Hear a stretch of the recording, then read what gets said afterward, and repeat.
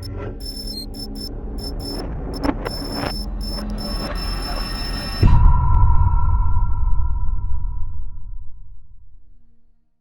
day, money makers. This video is going to be on the W-4, but before I get into that, make sure everybody is healthy and safe from the corona outbreak and the coronavirus. We want to send out shouts and prayers to those that have been affected in any way by the actual virus, not by the mass hysteria. Okay, so many of you may not know that last year, February 28th of 2019, that the W-4, which is the form that they give you for when you get hired onto an employment or a job or something like that, has changed. If you didn't go, if your HR department didn't give you a new one from last year, they probably just rolled it over.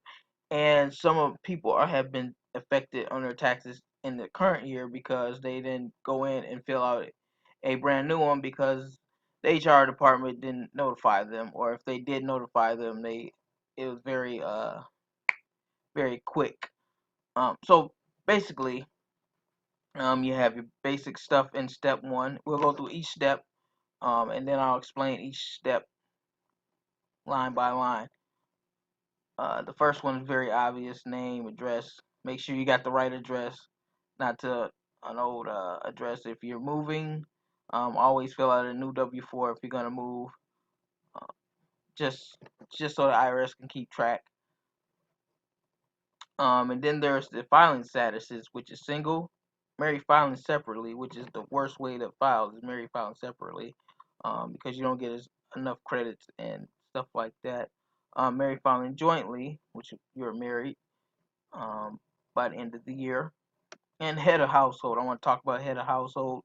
Head of household means you're single and you have a dependent or a child dependent.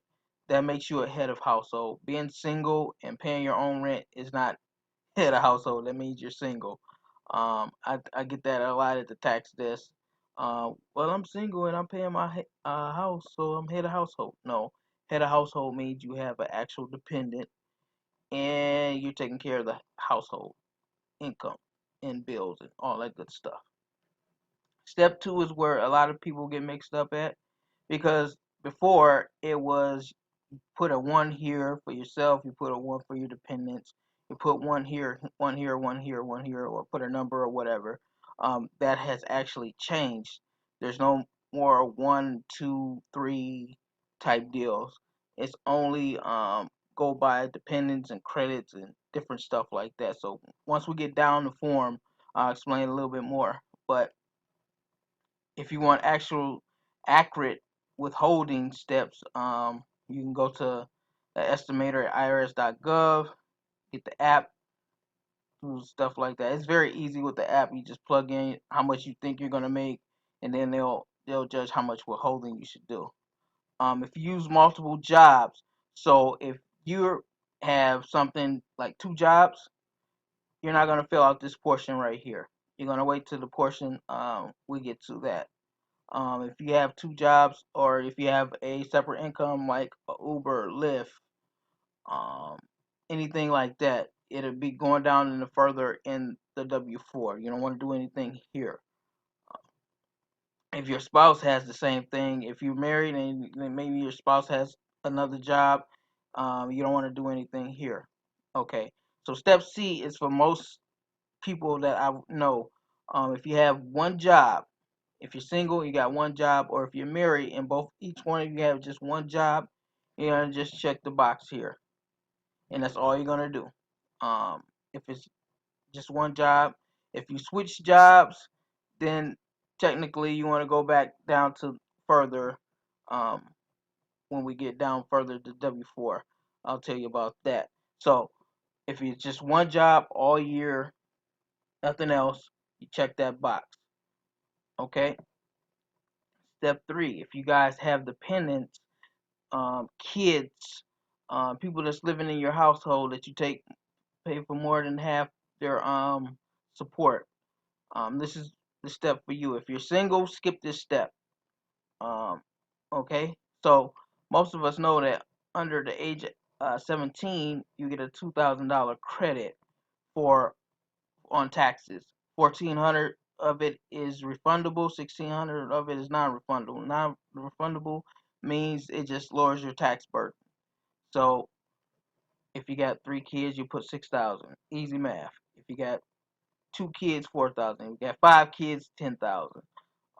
If you have other dependents, like if you take care of a parent, a cousin, a non-child that you're taking care of, and you pay for more than half the support, the 500, you get a $500 deduction, non-refundable deduction. So that's 500. If you got 2 people, that's 1,000. I don't know why you have 2 grown people in your house, but that's 1,000.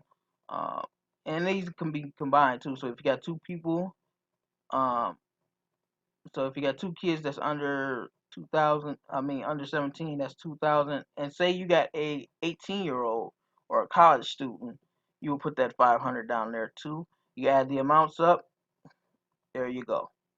You put it in that box there. Step 4 is optional. You can actually have some withholding, extra withholding, taken out. Just think if you have like a Uber, Lyft, any type of side job that doesn't take out taxes, Social Security. You want to take out 15% of that actual income. So for every $100 that you make from there, you're gonna take out $15 to take out for the Social Security and your income tax. Actually, you want to take 20% if you're living in the state of Wisconsin, because 5% of that is taxed. That's the Wisconsin tax rate is 5.6. I always say 5%. Just to make it easier, you can go 6% if you want. Um, so you would do that there. So every $100 you take out $20 for taxes. If you itemize, if you have a big enough income to itemize, then you would um, put something there if you want to have extra withholding there, or if you just want to have just some extra withholding just as a savings at the end of the year. That way you can get it back at the end of the year. Um, None of that applies. Then you sign here. Signature. You don't have the 2 jobs. You don't have the 3 jobs. You don't have the changing of the jobs. You would just sign, get done with it, hand it in, and that's pretty much it from that side. So if you're single, 1 job all year. If you're married, 1 job all year. If you got kids, it kind of breaks it down here. Now, going to the 2 job scenario. So if one of the job's annual wages is more than 120,000, then you're gonna have to do the 3 jobs. Okay. If one of the jobs is under that, then you would do the 2 jobs. So if you have 2 jobs and then you marry, filing joint, if your wife or you have a separate job, okay, then you will go down to the graph that I'm about to show you for the using the higher row and then lower paying job column. It sounds confusing right now, but this is how we're gonna do it. And if you have 3 jobs, I'll do that. And then what you'll do is enter the pay period amounts for the highest paying job. So you kind of roughly uh, take your income. So if you made $1,200, times that by 26. I mean per paycheck. If you make $1,200 per paycheck, times that by 26. Enter that amount here, um, and then you would divide by 1 or 2. We're gonna skip the deductions part right now, and get back to this graph here. Okay, so if you're merely filing joint, this is how this runs. Higher paying income taxable wages, lower paying income taxable wages. Okay, so you want to take the higher, your taxable wages. So minus your deductions. Actually, let me go up here before we get to that. Sorry about that. If you itemize, you want to put something there, how much your itemizations are. Maryland filing joint is 24. These are for next year's taxes. 24,800. So enter that in part 2. Um, if you're head of household, 18,650, and then 12,400. These are all next year's standard deductions. Okay. If line 1 is higher than line 2, then you would subtract that and then enter 0. Don't worry about that. most people are not going to itemize anyway. But you would just put 24,000 there if you're married filing joint. 650 there. Actually, you put it there and there. Okay. If you have anything from student loan interest that you want to take off, um, so say you're paying 2,500 for student loan interest, you can add that there, and then you will add line 3 and line 2, and then get line 3 and line 4, and then you will get line 5. So if you pay anything into your student loans, the maximum amount you can take off, I don't care how much you pay, is 2,500. So if you take 2,500 off and you add it to your standard deductions, and you can add it here.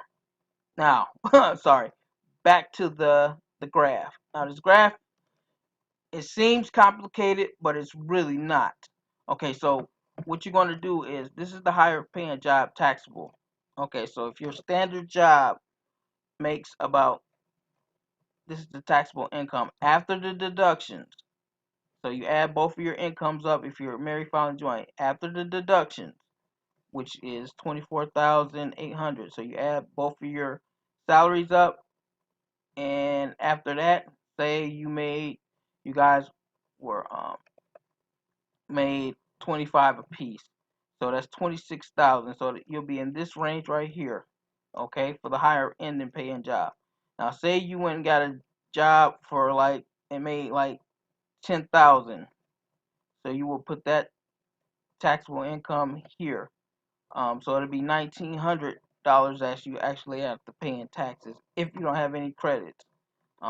Scale back up here if you didn't really have any of these child tax credits, because most child tax credits will wipe out the tax. But if you didn't, it'll go here.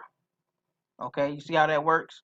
It works left to right, down and up.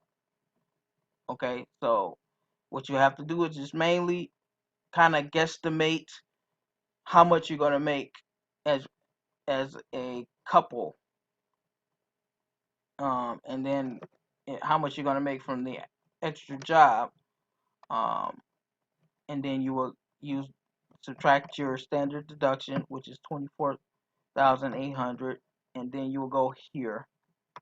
So the higher paying job, if you're higher paying job, and you end up with 30,000 to 39,000, but your other job is going to pay you that much, then you'll pay that much in taxes. That's how much your taxable income will be, barring any other effects, like if you took out if you had some stocks or capital gains or anything that added to your taxes. But if it's just standard there, that'll be your taxes that you'll actually owe on each one of those jobs. Okay? Married filing single is the same way. Head of household is the same way. We do have a area here for if you want to exempt. Exemptions usually get written under here. So what you would do is just write exempt there. If you wanted to exempt your your income, they don't put the actual exemption in there anymore. I don't know why, but you can actually write exemption here. And then if you don't have any kids or anything, or if you had kids right there, you can still mark exempt. Any other questions? Just leave it in the comments down below. I've taught this class several different times actually, so it's kind of confusing. But the more and more that you learn about it, it's actually a pretty good parameter of how much you're actually going to get back, how much you're going to pay in taxes. Now, I will say, if you have two different jobs, let me get to this. If you have two different jobs, you switch a job. So automatically you won't be messing with anything up here. you're going to be going straight down to to the the chart, because now technically you had two jobs, and it kind of is kind of tricky. So if you left the job A and you only made 12,000 of that in job A, and then the other job is going to pay you um, roughly $15,000 at by the end of the year, then you will go down here if you're single, married, or head of household. So using this chart is very important. Um, a lot of a lot of HR departments don't know how to fill this out. They just give it to you and say, go on your way. But I have been reaching out to some HR departments. Me and my team at H&R Block, we're gonna probably start hitting up some HR departments here in La Crosse County, and teach this actual class, because it's kind of tricky. Again, you don't have the 1, 2, 3 system, exempt system anymore. You have the credit and deductions and graph systems. All right, guys. Protect yourself from coronavirus. Leave a comment below if you have a question. I'll be happy to answer it. Thanks for listening.